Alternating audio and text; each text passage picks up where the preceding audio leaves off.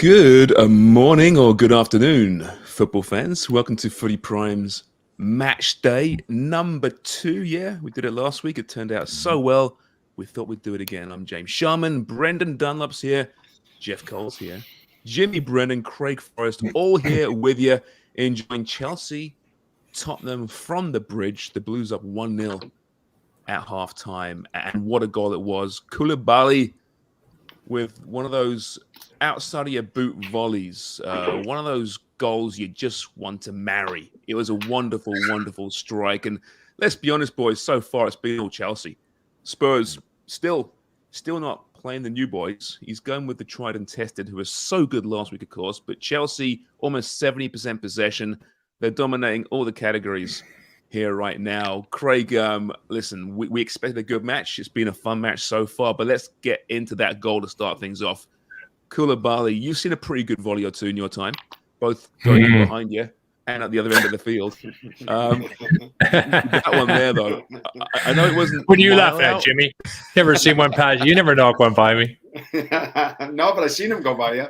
Yeah, several. But that was a beauty, wasn't it, Craig? Oh, sweet. Yeah, it's been all Chelsea. They certainly have deserved that, and I think the performance has been excellent. Interesting, Spurs struggled in London last year and away from home, especially in derbies. Out of the 5 games, I think they only picked up a point, and they seem to be setting off like they did last season. A little bit disappointed with them. I expected more from Spurs, to be honest with you, but great on Chelsea. I want to encourage all our viewers also to feel free to ask questions and make comments in the comment section here. Let us know, and we'll get to what we can. Okay, Jimmy, go ahead. No, I thought it was a great finish, but the only issue that I had, by the time that ball's traveled over, I felt Emerson Royal, his reaction was terrible because he's ball watching, and if he realized the play, he could have went and closed down that ball, but he didn't. He caught ball watching and just stood there, and obviously Koulibaly gets a great strike in. But I still feel he can't. The big man can't be isolated there in the box all by himself. Someone has to go to the ball. And I felt Emerson Royal was the man that could have went out and at least put a challenge on that, made it a little bit difficult. Jimmy, as a defender, you get caught ball watching on occasions. You just do. But why is it, even at the top level, that you see it more often than I think you should? Yeah, I think a lot of the times, players, you switch off for that quick second, and you can't, because those opportunities, when they're there, players are going to take them, and Koulibaly does. But, it's almost like sometimes if the ball's not in your area, you're thinking somebody else is going to get it, right? And obviously he's probably thought, oh, somebody's already picked up the big man. But by the time he's turned around and realized, it's too late, where he has to see what's around him first before the ball. Before everything's getting set up, he's got to look around him to see where everybody is. And if he sees Koulibaly there, as that ball is getting played, he's got to go engage. And his reaction was way too slow. You never Sorry, Brendan. I thought that, talking about the game a little bit earlier, the Forrest defenders, I thought, did that very, very well, putting everybody under challenges for the most part. Souček was under pressure most of the time when he's got headers on net. Well, by the way, before B jumps in, I will throw to you, B here, but I just want to say, Craig, well done. That shows great sportsmanship for you to bring that game up. Yeah. So soon in today's halftime show. It was the Forrest, Brennan, the Jimmy Craig derby this morning, and Forrest, first game back at the City Ground in the Prem for 23 years. Got it done. Some might say fortunate. We'll get to that later on, though, I promise. But Craig, what a great, great sportsman you are. I was waiting for him to say something. I was waiting. We'll get to it, boys. We'll give you your time, I promise you. But B, I want to jump I've been in the fetal position, to be honest. B, I love a good volley. You love a good volley. You get the ones where you put the laces right through the ball, right, and it's just But then I've never had those ones. Nor have I. Just from a spectator standpoint. But there's something about the outside of the boot volley that just does it for me. That's my thing. How about you? Yeah, it's special, right? And it's the connection. Like, he hits that with such force. And to Jimmy's point about Emerson Royal there, how much of that, Jimmy, is not anticipating it being the defender to make that run up and take that space? Because Koulibaly could see all of a sudden that space was in front of him, right? I don't think normally it would be there, or normally the lane would be closed. And he took advantage of that running up. You never want the defender running into the box like that if they're not already in the box on look, there's no reason why. I mean, look, they were in a zone too, but I mean, the big man can't be just standing there by himself. Somebody's got to go mark him. Yeah. Or at least put pressure on him. Right. And it's not like he's, a 5'3" striker where, they can hide and they just drift in and out around the box. You're talking about a big center back who's standing there by himself and hits a volley. I mean, how often do you see a center back hitting volleys like that? Oof. Very rare. And it's just players switching off. That's all it was. As an opponent, does that piss you off more when a defender scores a great goal? A volley? Come on, you wouldn't mind if it was when Di Canio scored that scissor volley, which Craig was on the pitch for. It's like, okay, it's Paolo Di Canio. It's kind of what he does. But when it's a big old hulking center back doing it, you're like, oh, for crying out loud, this isn't going to be our day. Is that kind of the sentiment? Well, regardless who it is, it doesn't matter who it is. You can't have that happening, right? What did you think about Cucurella on the left side? When they signed him, I thought, I don't think he's a Chelsea caliber player. Maybe a move up from Brighton, but Champions League guy, Champions League contender, left back? I don't know. But maybe I was wrong. I mean, he was great at Brighton, but he looks like he's kind of fitting that system well. Jimmy, I thought he was running links pretty well with the guys in front of him. No, I definitely like him. I like the way that he plays. He's got a lot of energy. He's comfortable in possession, wants to get at players. But then keep in mind as well, you're playing in the Chelsea side right now that's got loads of possession. Yeah. Spurs are kind of bunkering in that 5-4-1. And they're making it difficult for them. But when you've got loads of possession, you always look good as well when you're on the ball, don't you? So in time, you want to see how he's going to react when you're up against a Man City and when you're up against a Liverpool, another team away from home as well, where the other team's going to have lots of possession. How does he handle the defensive side and also the attacking side? But today he looks good because he's got plenty of space down that side. We have a comment from a listener. Jaideep Kanungo says, set piece defending, a big problem for Spurs for a few seasons now. Conte won't be happy to concede that one. It's a great point because it has been an issue. Craig, when a team has a history of not defending set pieces, yet there's been a litany of managers going through a club, different managers, a few different players, but the same personnel in the main are there. At what point do you start looking in the mirror and saying, maybe it's nothing to do with coaching here? It goes beyond that. Well, I will say that when you look at the will to win balls in the air and balls in the box on set pieces, it comes down to that.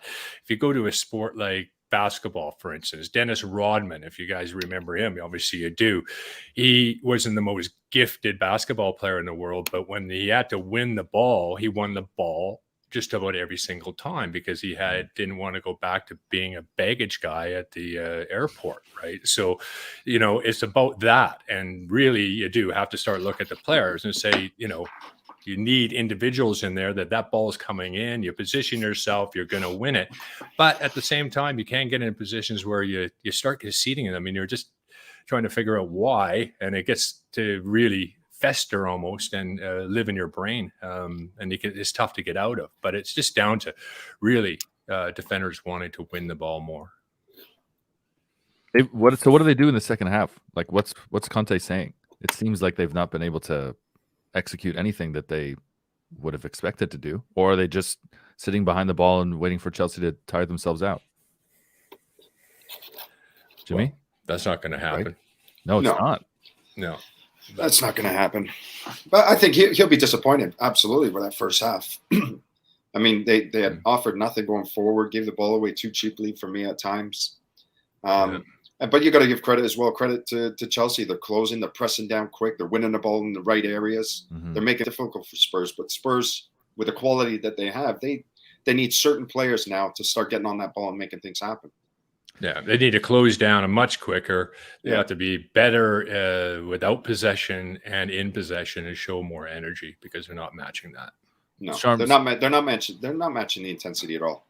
No, all over the park, they're losing their individual battles, and then they're just going into that safe place in that 5-4-1 and just sitting on the edge of the box. I mean, you can't do that for another 45 minutes. No, and they got to press higher. Tend to do that away too, right? It's like it's the comfort zone that they fall into away. This was I always felt like was Tottenham's problem, particularly against other big sides. They have to feel more pressure coming into this match, though, right? Craig? Spurs? Spurs. Well, I don't know about that. I mean, Chelsea's under pressure to win at home, but Spurs are under pressure to show more than they did last year. especially in the London away derbies. They're poor, and again, start off the season in the first half. So expect a reaction from them. Well, Spurs, I mean, listen, they were so good last week, but it was Southampton. It's as if Chelsea's better than Southampton. Who knew that, right? Crazy. But he has gone with the tried and tested. As I mentioned there, the new boys are on the bench. Richarlison's on the bench. Perisic is on the bench. Basuma's on the bench. And you understand, Jimmy, I'm assuming, why you stay with what worked last week. Do you think, though, is it a strategy to slowly work new players in and still reward the guys who served you last season? Or is that manager to manager is a different thing? Well, sometimes that's what you do is, when you get a good result, you reward the players and let them start again. But I definitely think there'll be some changes in this second half. I think some new faces will be coming on, some fresh legs, because now that first half, it's not good enough for Spurs at all. I want to see Richarlison get on the pitch. That's the one guy I want to see, and where he fits in this Spurs team. Hey, Craig, he was brought in, and you look at the front three for Spurs, last 45 minutes notwithstanding, it is outstanding, right? So the question is, where is he going to fit in? Who's he going to replace? Is it going to be a Kulusevski at some point? Will he find another role for him? He's going to be comfortable in that weather because it's warm over there too. He's going to feel just like he's in South America. Comfortable in Brazil. I thought his acquisition was like this luxury player acquisition in the sense that I could see Conte wanting to use Richarlison against the teams that they're expecting to run through. So you're going to see Richarlison get big minutes against Bournemouth and against Everton, let's say, or teams that they're expecting to beat. Whereas they'll go with the big guns against the big teams that they've struggled with. But it hasn't worked in this first half. So to Jimmy's point, you definitely need to do something different. Maybe Richarlison could bring that. He's got the tools. Different kind of player, right? Yeah, it's interesting. But he was so good last year, Everton. Without Richarlison, that team's going down last year. So I'm really curious as to how he fits in here. Jody P, love Jody P. Big up, lads. Can't watch today, but love the work you fellas are putting in. Keep it up. And then YNWA, you'll never walk alone. Always finds a way 2 weeks in to slide in some Liverpool. So attaboy, I'll always go to Jody P on this show. Is this Dr. J in the group as well? I think, Dr. J? I believe that is Dr. J. Different handle on YouTube, I guess, than Twitter. I'm assuming long-time viewer, long-time listener. Dr. J has some great comments there for sure. Coming back out in the field now, we'll be heading to the game quickly. JC, can you jump in a second here, mate? Wonga has chosen Brentford, of course, as his team, and it turned out pretty well yesterday. You've decided Spurs is your team moving forward. Quickly, your synopsis of the first half. Listen, I completely disagree with all what you've been saying. I think Chelsea is really shitting the bed on this one. Spurs are coming out hard. They are clearly the team favorite. 98%. We have possession. Come on. I don't know what game you're watching, but I'm watching soccer. And this soccer game is getting won by Spurs. The score doesn't matter. The score is not a thing. It's about the heart, you see? And we have that, okay? Tactics. So that's how I feel about that. This is Ben Sasso here. Yeah. They need to shoot the ball better with their head. How do they shoot that ball so hard? At least not referring to Spurs as the Spurs today, so they have to step up. The Spurs are going to win today, all right? Manu Ginobili's coming out of retirement. Pop's going to take us to the chip, all right? Soccer. Well, thanks, JC. Great job. That's what you call, that's analysis right there. Well, back on the field now. We'll let you go. We'll be back at full time to see if Spurs can salvage something from that pathetic first half performance. All right, boys, sit back, enjoy the next 45.